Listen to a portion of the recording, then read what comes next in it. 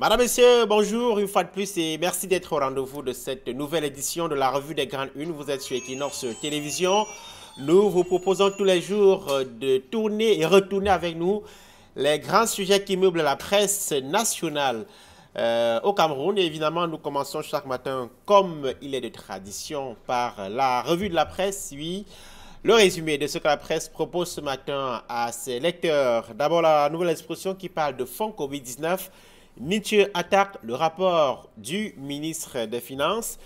Le député de la Nation soutient que le rapport d'exécution du compte d'affectation spéciale Covid-19 qui vient d'être rendu public par le ministre des Finances comporte beaucoup de zones d'ombre sur la destination de plusieurs dizaines de milliards de francs CFA. Le rapport du MINFI révèle notamment que le nombre de ministères dont le MINRESI n'ont jamais dépensé le pactole qui leur avait été destiné dans la répartition du Premier ministre, c'est-à-dire en page 3 de la nouvelle expression. Ce matin, vous avez en kiosque le journal Le Messager qui parle de l'offre en eau potable.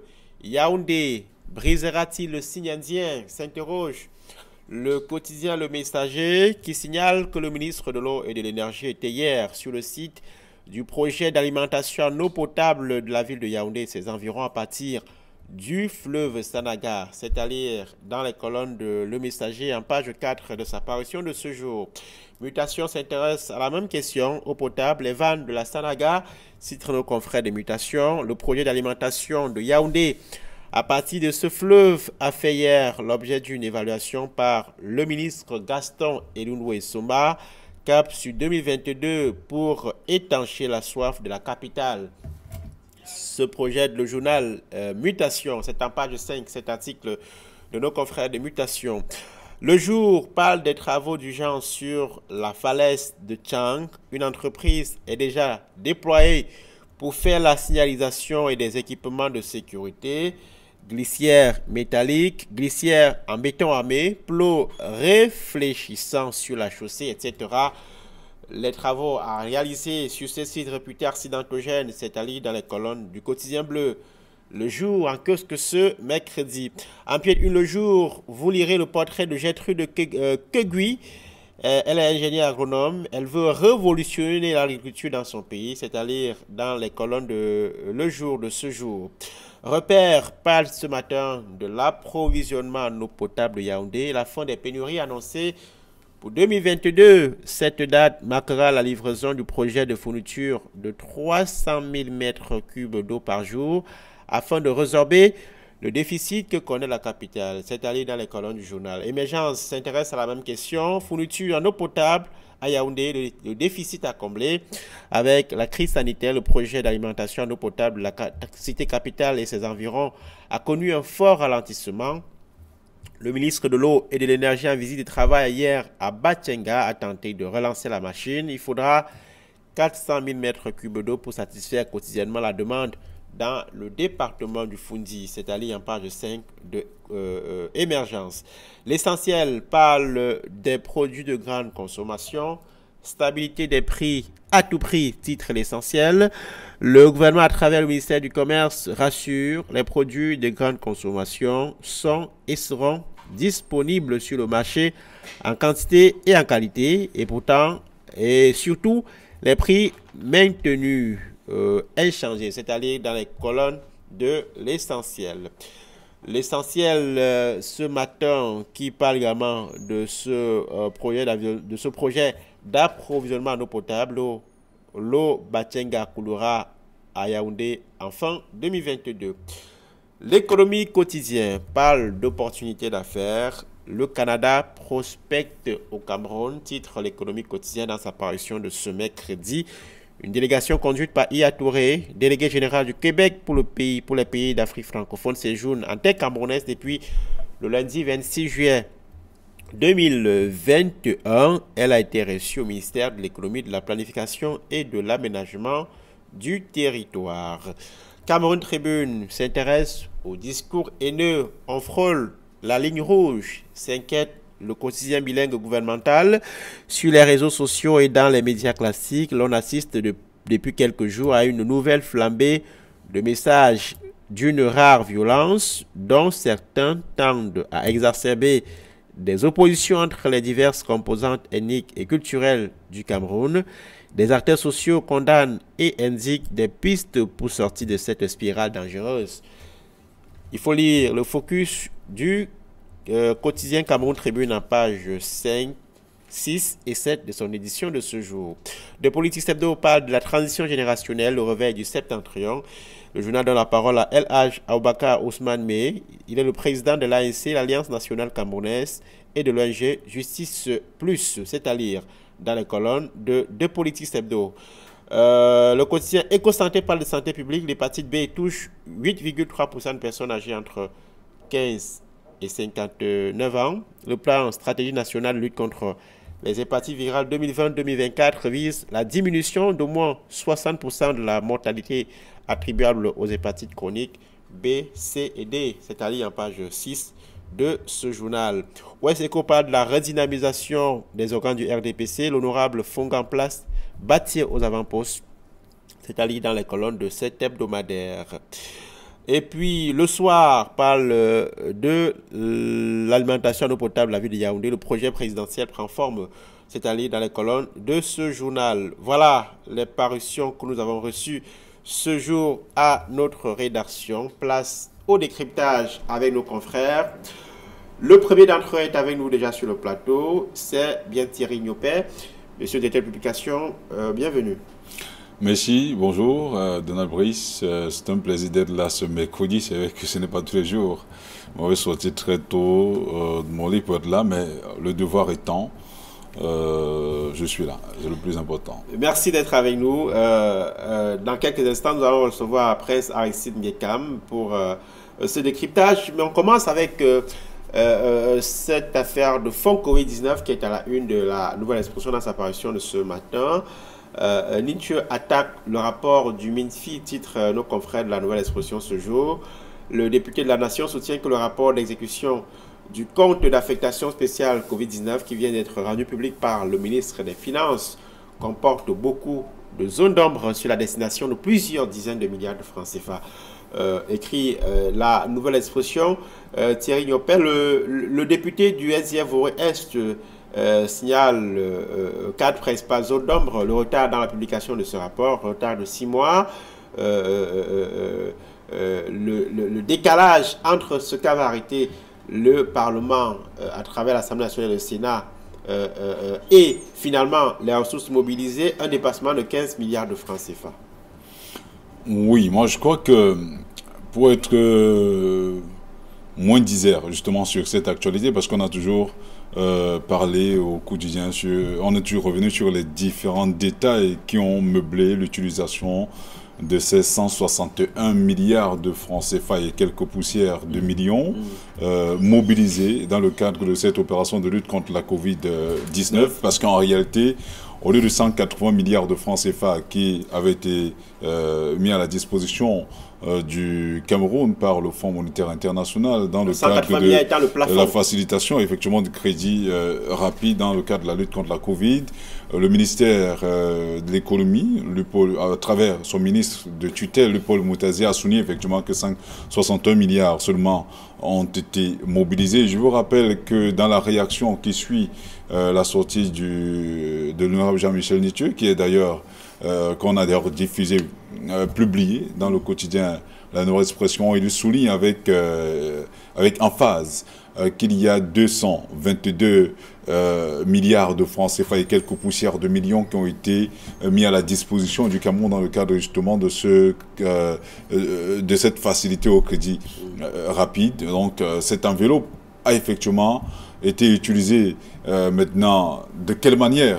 On ne sait pas grand-chose, parce que même le rapport de la Chambre des comptes n'est pas très exact sur l'utilisation des différents montants, parce que je vous rappelle qu'il ne s'agit pas seulement de 4 ministères impliqués. À peu près, il y a une vingtaine, on parle même de 24 ministères qui ont été impliqués dans la gestion de cet argent-là. Donc, on ne dit pas exactement. Même la sortie de Louis-Paul Moutazi n'exempte pas plusieurs autres ministères. Je vous rappelle d'ailleurs que le même Léopold Motazé, devant les membres de la Chambre haute du Parlement, les sénateurs avaient souligné qu'il y a beaucoup d'agents qui avaient été mis à la disposition des ministères avant même que le décret repartissant ces différentes enveloppes signées par le Premier ministre du gouvernement en juillet 2020 soit signé.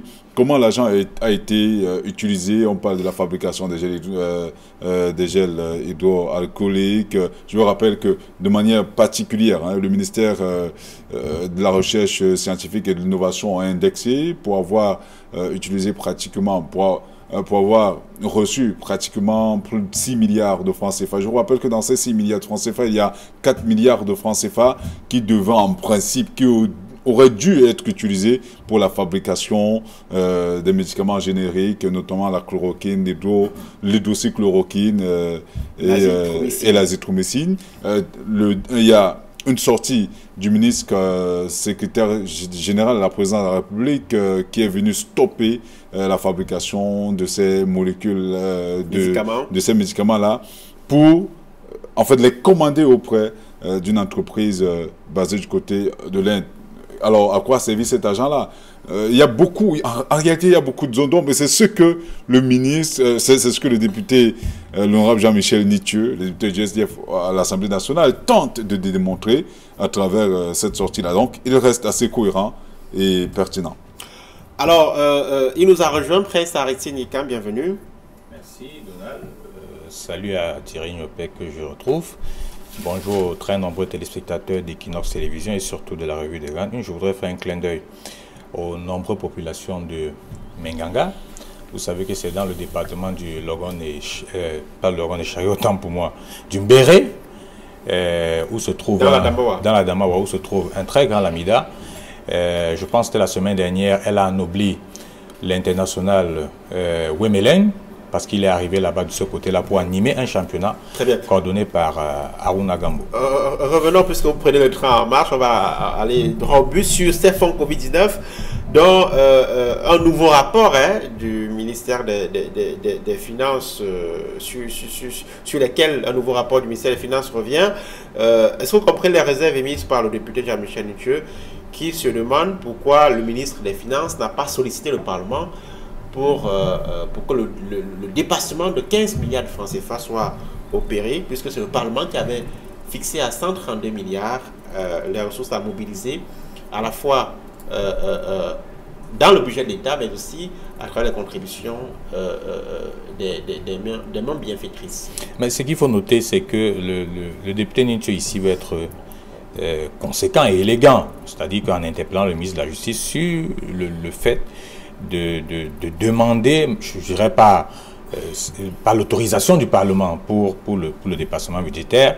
Je dirais, vous voyez, comment on appelle ça en droit?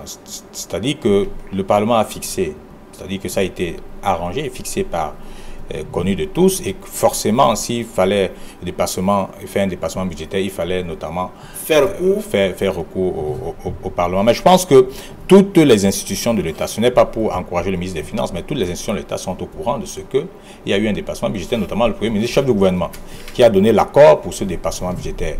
Mais ce qu'il faut noter dans le rapport, et qui m'intéresse, et Thierry l'a dit un tout petit peu, c'est qu'on a jeté un certain nombre de ministères, ou alors un certain nombre de ministres en pâture, alors qu'ils n'avaient pas perçu de l'argent, pire encore, dépensé cet argent. Ça, il faut le noter. Et je peux vous rappeler que le hic, ce n'est pas qu'ils n'en avaient pas besoin, ils en avaient besoin. Mais c'est qu'au niveau du ministère des Finances, on réclamait un certain nombre de pièces. C'est-à-dire que on vous demandait un rapport, une sorte de rapport, comment vous allez utiliser l'argent, qu'est-ce que vous allez en faire concrètement, parce que le décret du Premier ministre qui fixe, qui donne l'affectation des différentes dotations n'est pas totalement, c'est-à-dire que ce sont les grandes lignes. C'est-à-dire que quand vous voyez dans l'exposé de motifs, ce sont les grandes lignes qui sont énumérées. Et maintenant, au niveau du ministère des Finances, on réclamait non seulement concrètement, qu'est-ce que vous allez faire avec, c'est-à-dire que qu'est-ce que vous allez faire, comment l'argent sera dépensé. Il y a une circulaire du ministère des Finances qui a été publiée. Exactement. Et on nous a dit que beaucoup d'administrations ne s'étaient pas appropriées, ne maîtrisaient pas cette procédure spéciale. D'aucuns ont même dû recruter un certain nombre de consultants pour les aider. C'est l'incompétence et l'ignorance. Mais c'est de l'incompétence. Il n'y a pas de mots. c'est de l'incompétence. Et je dis, justement, en premier, ces gens n'étaient pas suffisamment préparés comment je vais dire, à cette mission-là, à cette mission. C'est-à-dire que, vous voyez, l'affectation, quand on vous dit qu'on a affecté de l'argent à la DGSN pour faire ci, pour le truc de la sensibilisation, pour faire ci, non mais attendez, est-ce que c'est son rôle? Est-ce que c'est son rôle? C'est-à-dire que ceux qui ont conçu ce document au départ, ceux qui ont conçu l'affectation, c'est-à-dire que ce budget qui devait être affecté à ces ministères, ont faussé toutes les données dès le départ. Donc, ce que je voulais rappeler ici, vous avez vu ici, on a parlé du ministère de la Jeunesse à un certain moment, oui, qu'elle avait perçu l'argent, alors qu'elle a amené un certain nombre de documents du ministère des Finances qui a fait des amendements et elle n'a jamais reçu de l'argent. Et puis encore, elle a engagé les jeunes dans la sensibilisation. Donc, à nos jours, ces jeunes-là attendent toujours d'être payés. Mais ce qu'il faut noter, c'est que vous allez voir dans les, comment ils appellent ça, les délégués d'arrondissement, au niveau du ministère de la Jeunesse, qui ont reçu les motos. C'est-à-dire que des motos pour aller sensibiliser des gens dans les zones reculées. Mais ces fonds-là ont été débloqués et c'est pour ça que les motos ont été achetées. Ce n'est pas dans le budget du ministère. Donc, il y a eu un peu cet enveloppe. Même le ministère du Tourisme n'a pas perçu des fonds. Donc, il y a un certain nombre de ministères qui n'ont pas perçu des fonds. Ceux qui sont chanceux, ce sont le ministère de l'enseignement secondaire, mais qui ne s'est pas suffisamment déployé. Et je vous l'ai dit, je vous l'avais dit ici, on a pratiquement braqué nos enfants avec des cache-nez et des gels hydroalcooliques, alors que l'argent était débloqué pour ça. Pour cette tâche-là. Donc malheureusement, c'est récemment, et je le rappelais encore, que pour ceux qui faisaient un tour au niveau du ministère des enseignements secondaires, vous retrouvez des sceaux, on appelait des chefs d'établissement privés pour leur donner ces informations-là. Alors Thierry, est-ce que le caractère urgent, express, qu'a suscité la crise peut être une circonstance atténuante de la non-maîtrise de ces procédures, qui était tout de même spéciale? Pour ce qui est de la non-maîtrise des procédures, elle est tout à fait normale parce que quand vous êtes pris de court, il y a un certain nombre d'éléments que vous ne maîtrisez pas toujours. On peut comprendre cela.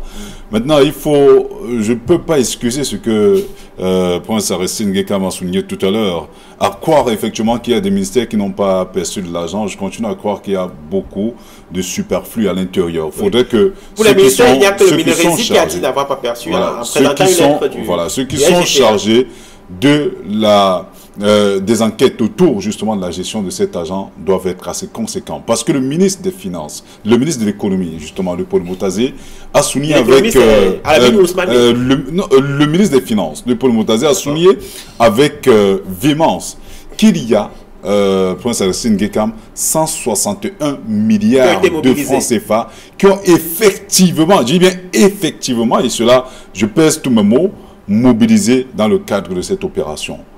Nous ne sommes pas là pour comprendre qui a fait quoi. Mobiliser, quand on dit bien mobiliser, ça veut dire que c'est de l'argent qui a été effectivement mis à disposition de ces différents ministères-là. Mais est-ce qu'ils ont été débloqués? Je dis bien mobiliser. Mobiliser, ça signifie effectivement que ça a été mis à disposition, effectivement.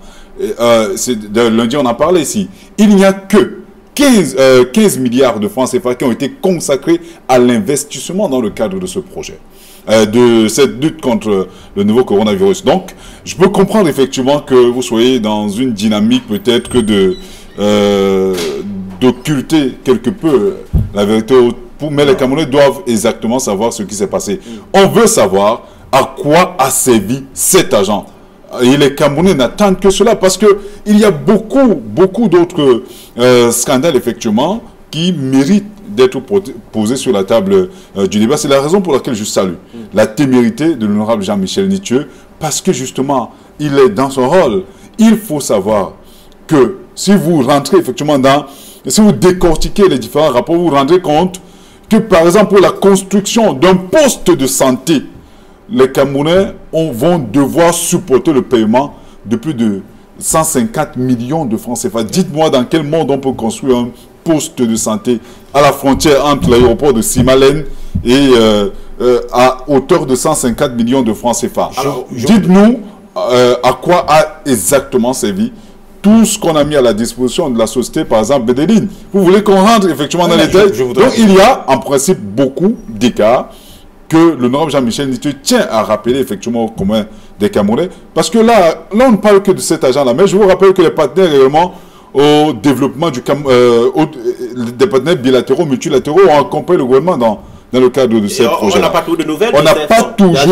On n'a pas toujours connaissance de ce que exactement. Je souhaite qu'on évolue. Après, je voulais sortir pour rassurer à Thierry que je fais partie de ceux qui ont indexé le ministère des Finances de faire ce rapport pour fixer l'opinion. Parce que c'est chaque ministre qui se défendrait de ce qu'il n'a pas perçu de l'argent.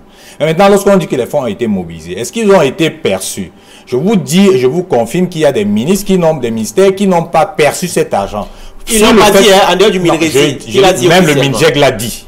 Vous suivez qu'un droit de réponse adressé à la nouvelle expression, il a tout expliqué là-dedans. C'est-à-dire que, et c'est ça le truc, ceux qui ont l'habitude de travailler avec le ministère des Finances doivent le savoir. Si vous n'avez pas un certain nombre de pièces, on ne débloque pas de l'argent. Et c'est normal. C'est-à-dire que c'est pour la transparence. Donc il faut le rappeler. Ça ne pourrait pas dire que on a refusé de leur remettre de l'argent. Mais il y avait un certain nombre de pièces qu'il fallait produire. Et de ce fait, d'aucuns n'ont pas perçu de l'argent. J'ai cité par exemple la DGSN, qui n'a pas pu percevoir cet argent à temps parce que elle n'avait pas produit les pièces qu'on leur demandé. C'est ce que je voulais rappeler pour la bonne compréhension. Vous sortez. Vous chutez. Oh, très bien. Alors, on va parler de l'alimentation en eau potable. C'est à la une de plusieurs journaux ce matin.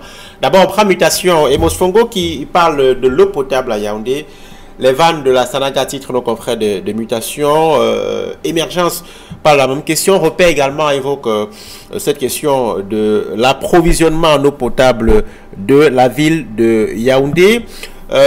Thierry Nyopère, ces journaux rendent compte de cette descente hier à Batienga du ministre de l'eau et de l'énergie, c'est bien Gaston Endou Somba, qui annonce que ce projet sera achevé et donc Yaoundé sera approvisionné à plus de 300 000 mètres cubes d'eau en fin 2022. C'est une bonne nouvelle? Une très bonne nouvelle. Je vous rappelle qu'il est assez récent de comprendre, d'imaginer même que la capitale économique parfois est ravitaillée à l'aide des camions citernes en eau potable, à quelques encablures même de la présidence de la République. Donc, au XXIe siècle, on ne peut pas comprendre effectivement qu'un pays comme le nôtre soit encore à ce niveau. Il y a eu beaucoup d'études qui ont été menées à ce niveau, même quand M. Basile Tanganakuna était encore à la place du ministre Gaston Endou Somba, mais beaucoup de choses, les choses n'ont pas suffisamment évolué à ce niveau. Aujourd'hui, on ne peut que pousser un ouf de soulagement, surtout qu'on dit que les travaux sur la Sanaga ont connu un léger ralentissement à cause de la pandémie de la Covid-19. Maintenant, vous savez, cette maladie, cette pandémie suffit à justifier un véritable cache-sexe. Mais il faut quand même croire en ces promesses gouvernementales parce qu'il ne faut pas vivre totalement dans le pessimisme. On peut être optimiste et espérer effectivement que les choses pourraient évoluer de manière assez positive. C'est la raison pour laquelle je vous rappelle que le ministère avait suffisamment pêché à ce niveau. Je crois que avoir le travail qui est abattu par le ministre Gaston Endou Somba est assez encourageant. D'ailleurs, on le voit vraiment sur le terrain. On l'a vu à l'extrême nord, on l'a vu au nord, on l'a vu à l'ouest. Il était à Douala tout récemment pour parler aux opérateurs économiques, notamment au niveau du groupement interpatronal du Cameroun, pour leur dire effectivement que voilà un marché qui est ouvert pour ce qui est par exemple de la fabrication des poteaux pour l'électrification. Donc c'est assez encourageant de voir un ministre véritablement sur le terrain. C'est ce dont on a besoin en réalité maintenant. Entre la parole et les actes, je crois que le fossé est très généralement criard. Le fossé justement, Prince Aristide. Le projet d'approvisionnement en eau potable de Yaoundé, ses environs, à partir du fleuve Sanaga, date du début des années 2010. En une dizaine d'années, un projet comme celui-là, avec une telle importance, certains pensent même que le simple fait de parler du déficit en eau potable au Cameroun est un scandale, puisque nous sommes le deuxième poumon, le deuxième bassin hydrologique en Afrique après la RDC. Ben écoutez, mieux vaut tard que jamais. Mieux vaut tard que jamais. Et je dis ceci est dû non seulement au laxisme et au manque de communication d'un certain nombre de ministres. De communication? Oui, je dis de manque de communication d'un certain nombre de ministres. Est-ce que vous saviez, il y a 10-15 ans, on ne nous disait pas exactement pourquoi nous avons les délestages. C'est-à-dire qu'on ne nous expliquait pas. Jusqu'à ce que le ministre Elundou arrive, fait un diagnostic et vous dit, même les poteaux qui tombent là, on ne disait pas. Aujourd'hui, on nous dit qu'il y a un marché, un très bon marché des poteaux qu'il faille exploiter parce que je pense avec la crise du Nosso, la plupart des poteaux sortaient de ce côté-là. Et du coup, il y a un certain nombre de déficits. Pour ce qui est de la Sanaga, Thierry l'a dit, c'est lamentable. Je dis c'est lamentable que la capitale politique du Cameroun, qui est Yaoundé, puisse manquer d'eau. Je l'ai vécu plusieurs fois à Yaoundé. 300 000 mètres cubes d'eau par jour. Par jour. Je l'ai vécu à Yaoundé. À cause de quoi? À cause de ce que la Sanaga n'est pas totalement, je dirais, totalement exploitée. Et les travaux ont été lancés depuis un certain temps. Elle a été ralentie autant pour moi. Et le ministre a fait une descente sur le terrain pour constater ou alors de ce que d'ici à 2022... Est-ce que le coronavirus est une raison qui tient? Non, je parlais du ralentissement de ce projet. Oui, mais je dis, nous avons quand même fait 1 an, pratiquement sans rien faire. Ça, il faut le dire. Je dis bien sans rien faire. Je dis bien sans rien faire, véritablement, parce qu'on empêchait. Les gens ne pouvaient pas se déployer sur le terrain, ni travailler. Donc, si on avait un planning pour 2022, c'est-à-dire qu'on parle de 2022 aujourd'hui, parce que le projet en question, s'il n'y avait pas ce break-là, on serait à 2021. Et les habitants, pour ne parler que de cela, de la capitale politique du Cameroun, ne connaîtraient plus ce type de problème. J'ai vu, et je voudrais ici encourager... Oui, on sort. Je voudrais ici encourager l'entreprise, notamment Kamwata, qui fait des pieds et des mains pour faire le tour. Thierry l'a dit, avec des citernes. Moi, je l'ai vécu à Essos et dans les différents quartiers où ils passent pratiquement dans les différentes agglomérations, peut-être 3 fois la semaine, pour ravitailler ceux-là qui n'ont pas, c'est-à-dire dans les quartiers qui n'ont pas de l'eau potable. Et je dis, Thierry l'a dit, quand c'est bien, il faut le dire, c'est dû à la pression du ministre qui descend sur le terrain à la place dans les différentes entreprises sous tutelle de son ministère. Aujourd'hui, est-ce que vous savez qu'il y a une veille? C'est-à-dire une cellule de veille au niveau du ministère de l'eau et de l'énergie. C'est-à-dire que si vous n'avez pas de lumière chez vous, vous saisissez cette cellule-là qui interpelle l'entreprise en question, qui se déploie sur le terrain, et on vous rappelle, vous qui avez appelé, et on vous rappelle pour se rassurer de ce que votre problème a été résolu. Donc je pense que c'est ce type de management qu'il faille encourager. Et le ministre, notamment Gaston Elundou Somba et les différentes entreprises, notamment le DG de Kamwata, l'ont véritablement compris. Lorsqu'il y a un problème, il faut le résoudre. C'est tout ce que le Camerounais attend. Parlons des attaques de Boko Haram. C'est en pied une des mutations ce jour. Boko Haram, encore des militaires tués. C'est mutations qui en parlent ce matin. Tout comme l'Œil du Sahel, le très hebdomadaire, consacre sa grande une à cette question. Boko Haram, vigilance et remobilisation. Le journal propose à ses lecteurs ce jour le récit de cette nouvelle attaque survenue dans la localité de Zigué, dans l'arrondissement de Ouaza, département du Logo-des-Charis, dans la région de l'extrême nord. Attaque qui a tué 5 soldats. La liste est proposée ce matin au lecteur de l'Œil du Sahel. Mais aussi un mort, c'est un civil, un chauffeur camion qui est décédé dans cette nouvelle attaque de Boko Haram. Le journal rappelle que c'est la deuxième attaque en l'espace de 72 heures après la dernière attaque qui a fait 8 militaires décédés dans le même département du Logo-des-Charis. Il y a péril à la demeure, Thierry Yopère. Je l'ai toujours dit, hein, la lutte contre le terrorisme, nous en parlions ici lundi, est une lutte permanente et continuelle. Il faudrait que l'on comprenne que si on ne s'inscrit pas dans une dynamique pérenne, les terroristes multiplieront toujours des stratagèmes, des stratégies pour mettre en mal, effectivement, l'ordre établi. Parce que le but est d'instaurer une sorte de califat dans ces localités-là. Et l'État a l'obligation de veiller justement à ce que cela n'arrive pas, en veillant permanemment à la sécurité des personnes et des biens. Ça veut dire que la mobilisation doit être totale. Mais on ne peut pas continuer à mobiliser autant de personnes parce que cela coûte énormément de l'argent. Il y a toute une grosse économie de guerre autour de cette affaire parce que je me rappelle que très souvent quand il y a ces attaques sporadiques, il y a très souvent une sorte de repli dans les pays frontaliers. Parfois, ils se replient du côté du Tchad.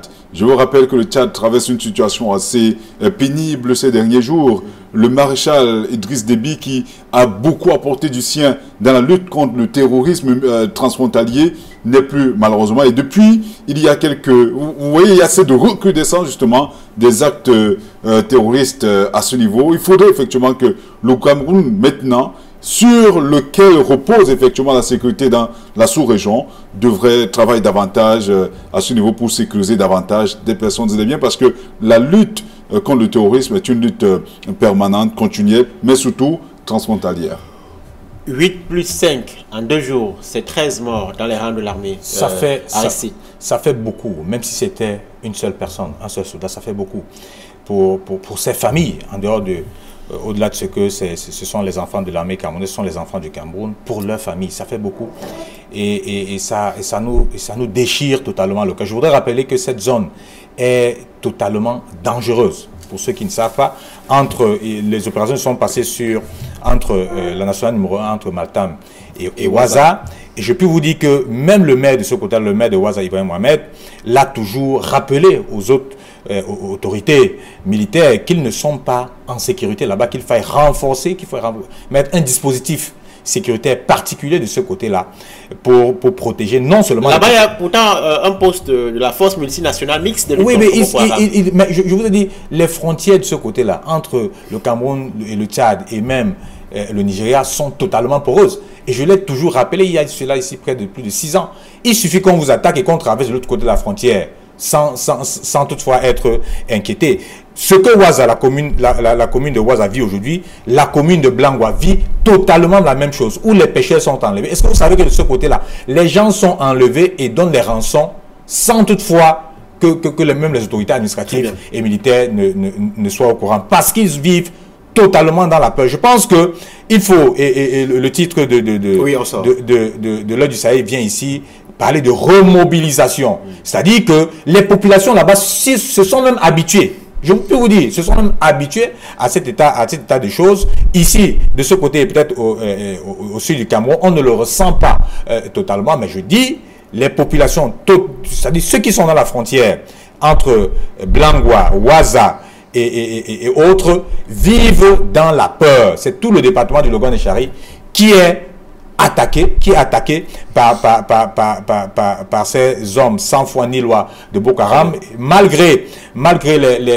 comment je vais dire ça, la tour de contrôle du gouverneur de l'extrême nord, M. Midiwa Bakari. Je pense que notamment, je pense le ministre de la Défense était à l'ouest récemment, parce qu'il doit pouvoir remonter avec tout son état-major à l'extrême nord, parce qu'en 2 jours, nous avons autant de morts. Nos soldats ne doivent pas tomber, ne continueront pas à tomber comme ça. Il faut une sorte de remobilisation, que ce soit des forces de maintien de l'ordre, de ce côté-là, non seulement pour protéger les populations du département de Logon-Echari et de toute la ceinture, mais aussi nos forces de maintien de défense. Mais des populations aussi. Des populations, parce que justement, l'autodéfense doit également jouer un rôle prépondérant. Oui, ils sont suffisamment organisés là-bas, et je pense que l'élite a un tout petit peu mis les moyens pour les encourager, mais je dis ça ne suffit pas. Les forces d'élite de ce côté-là on doit pouvoir mobiliser les forces de ce côté-là pour protéger la population qui vivent, je dis bien, dans la peur. Parce que là, j'ai peur de dire que cette frontière-là est devenue un no-man's land. Vous lirez également dans les journaux, évidemment, ce matin, cette rencontre hier entre Laurent Gbagbo et Alassane Dramane Ouattara. Le journal La Nouvelle Expression est très optimiste. Il parle de réconciliation. L'exemple de la Côte d'Ivoire avec cette rencontre entre les 2 ennemis d'hier, comme écrit ce matin nos confrères, mais aussi en pied une de Le Jour. Vous lirez ce matin, elle veut révolutionner l'agriculture dans son pays. Gertrude Kegui, camerounaise de 36 ans, qui vient décrocher son PhD en agronomie à l'Université de Russie, de l'amitié des peuples de Moscou, qui a donc obtenu son doctorat PhD et veut rentrer au Cameroun pour donner cette expertise à son pays. Mais, chers messieurs, merci d'avoir été avec nous ce matin. Thierry Niopé, merci d'être venu. C'est un plaisir d'être là. Aristide Nyeka, merci d'avoir été là, monsieur le directeur de publication. Merci, Donald Bissanga. Je salue en particulier au ministre de la Santé qui a fait le tour de la Damara pour constater, moi je suis très surpris, pour constater de ce que le plateau technique est totalement défectueux de ce côté-là. Moi j'ai été surpris que le ministre lui-même puisse être surpris. Merci. Alors que depuis un certain temps, c'est depuis pratiquement, je ne sais pas si Thierry, ça fait peut-être 2 ans, 3 ans qu'il est là, qu'un ministre se rende en région, c'est bien, mais que dit qu'il est surpris de ce que le plateau technique n'est pas relevé là-bas, j'ai des points d'interrogation. Madame, Monsieur, fin de cette édition de mercredi. Oui, il y a encore deux éditions avant la fin de la semaine. Merci d'avoir été avec nous ce matin de mercredi. Nous vous retrouvons demain, jeudi, avec le même plaisir. Restez sur notre antenne, c'est la meilleure au Cameroun et en Afrique centrale.